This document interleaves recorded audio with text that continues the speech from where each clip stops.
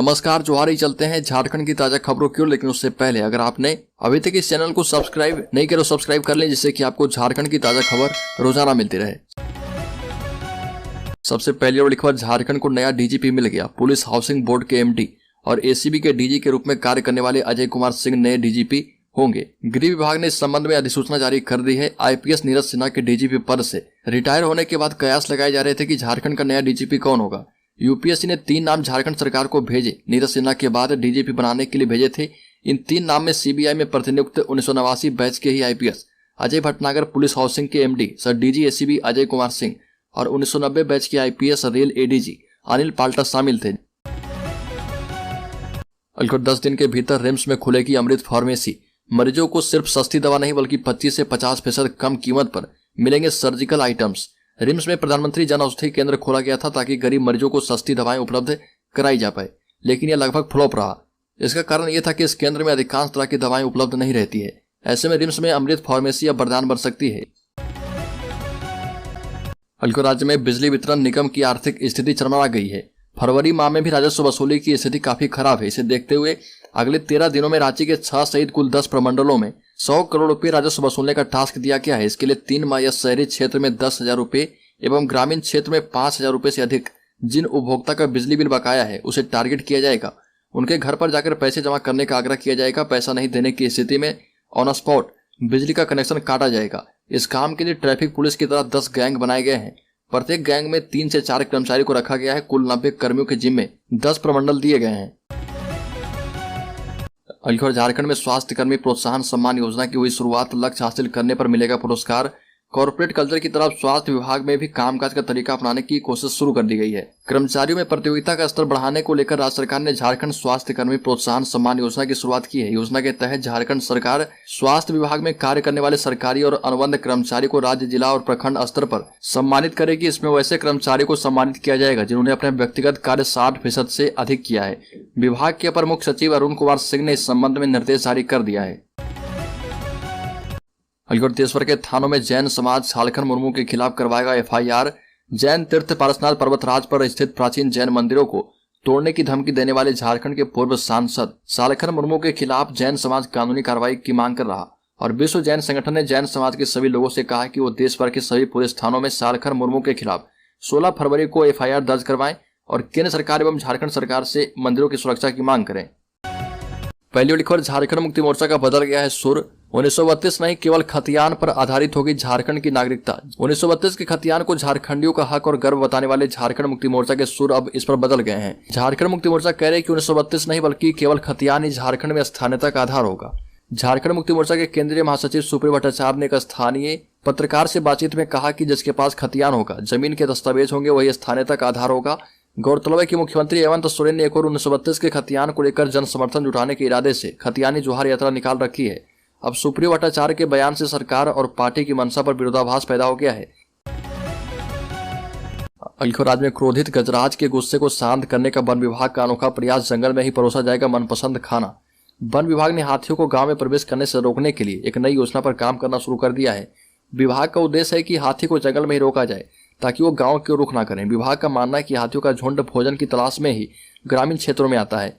यदि जंगल में ही उनके मन मुताबिक भोजन और पानी पीने की व्यवस्था की जाए तो वो वहीं रहना पसंद करेंगे और जान माल का नुकसान कम करेंगे। इस नई योजना के तहत वन विभाग ने जंगल में ही हाथियों के भोजन पानी की व्यवस्था शुरू की है। हाथियों के मनपसंद भोजन बांस के पौधे का विस्तार भी किया जाएगा।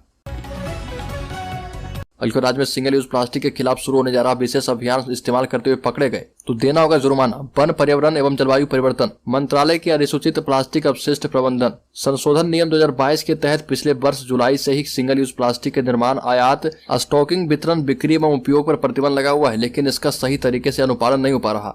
सिंगल यूज प्लास्टिक पर पूर्ण रूप से प्रतिबंध लगाने की नियत से सीपीसीबी के पत्र के आलोक में झारखंड राज्य प्रदूषण नियंत्रण बोर्ड ने राज्य के 46 नगर निकायों के लिए महत्वपूर्ण निर्देश जारी किया है। पहली बार अंतर्राज्यीय सीमा पर्यटन स्थल, रेलवे स्टेशन एवं एयरपोर्ट पर सिंगल यूज प्लास्टिक की रोकथाम एवं निरीक्षण के लिए विशेष जांच होगी और नियमों की अनदेखी करने पर जाना पड़ सकता है जेल। साथ ही साथ 20,000 तक जुर्माने का प्रावधान भी इसमें किया गया है। झारखंड प्रदेश राजद की नई कार्य समिति में 32 नेताओं को जगह दी गई है। राष्ट्रीय जनता दल के प्रदेश अध्यक्ष संजय कुमार सिंह यादव ने पार्टी कार्यालय में झारखंड प्रदेश राजद की नई कार्य समिति की घोषणा की है। बताया कि कार्य समिति में अभी पार्टी के समर्पित और कर्मठ 125 नेताओं कार्यकर्ताओं को जगह मिली है और इसमें हर प्रमंडल, जिले, वर्ग और समुदाय की भागीदारी का ध्यान रखा गया है।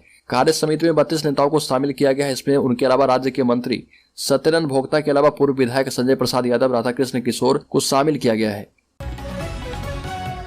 अलीगढ़ खूंटी पुलिस ने नक्सलियों पर कसा शिकंजा, हार्डकोर नक्सलियों पर सीसीए लगाने की तैयारी शुरू।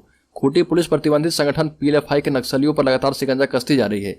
इसी क्रम में पुलिस संगठन के 2 हार्डकोर नक्सलियों को जिला बदर कराने की तैयारी में है। नक्सली संगठन पीएलएफआई पर पूर्णतः नकेल कसने की तैयारी खूंटी पुलिस ने कर ली है।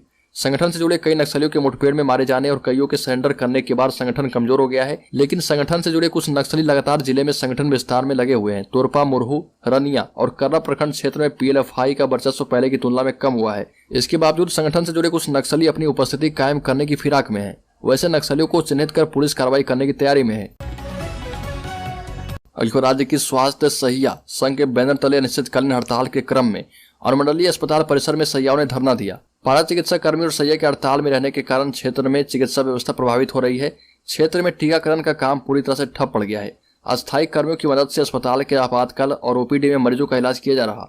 संघ की ओर से बताया गया कि चांडिल अनुमंडलीय अस्पताल परिसर में अपनी मांगों के समर्थन में सभी आंदोलन कर रही सहिया धरने पर बैठी है। इस दौरान कुछ सहिया साथियों के द्वारा सहियाओं को हड़ताल समाप्त करने के लिए दबाव बनाए जाने पर तीव्र विरोध किया गया। अलीगढ़ जमशेदपुर जिलों में 4 स्थान पर सड़क एवं पुल का निर्माण किए जाने के प्रस्ताव को पथ निर्माण विभाग ने स्वीकृति प्रदान कर दी है। डुमरिया के भागवा बांधी से ओडिशा सीमा तक सड़क बेगनाडी पोटका मार्ग एवं पोटका बेगनाडी रास्ता पर पुल एवं पटमदा आसवनी सड़क की मरम्मत एवं चौड़ीकरण किया जाएगा। सड़क की चौड़ाई करीब 5.5 मीटर रहेगी। इस सड़क के निर्माण एवं भूमि अधिग्रहण पर 60 करोड़ रुपए की लागत आएगी। विभाग की ओर से स्वीकृति मिलने के बाद पथ निर्माण विभाग जमशेदपुर प्रमंडल की ओर से भू अर्जन की प्रक्रिया शुरू करने के लिए प्रशासन से आग्रह किया जाएगा। अलीगढ़ राज्य में 3 पीडीएस दुकानदारों को शो कॉज नोटिस, 3 दिन में मांगा गया जवाब। पीडीएस लाभुकों को खाद्यान्न ससमय मिले, सही मात्रा में मिले, इसे लेकर उपायुक्त विजय यादव ने सभी कार्यपालक दंडाधिकारी को पीडीएस दुकानों की औचक निरीक्षण का निर्देश दे दिया है। इसी क्रम में कार्यपालक दंडाधिकारी निशा कुमारी, संतोष महतो एवं ज्योति कुमारी के द्वारा बोड़ाम प्रखंड की 5 पंचायत मोचाडी, बोड़ाम, कुयानी, मुचरुडी एवं भोला में 14 दुकानों का औचक निरीक्षण किया गया। साथ ही कहा कि सही मात्रा में खाद्यान्न मिलना लाभुक का अधिकार है और पीडीएस डीलर इस बात का विशेष ध्यान रखें, कम अनाज नहीं दें, निर्धारित मात्रा में ही अनाज वितरित करें, अन्यथा अनुज्ञप्ति रद्द करने की कार्रवाई के लिए तैयार रहें। जांच अधिकारियों ने बताया कि गोदाम एजीएम के द्वारा पंचायतवार बनाई गई बाट लिस्ट के मुताबिक कि सभी डीलरों की जांच की जाएगी और औचक निरीक्षण किया जाएगा। अलीगढ़ स्वागत के लिए तैयार हुआ झारखंड G20 और 10 अतिथि देशों के वैज्ञानिक। 3 मार्च को आएंगे पतरातू लेक, 250 लोक कलाकार करेंगे स्वागत। G20 समिट के विदेशी मेहमानों के स्वागत के लिए झारखंड पूरी तरह तैयार है। साइंस एंड टेक्नोलॉजी से जुड़े विदेशी मेहमानों की टीम 1 मार्च को रांची पहुंचेगी।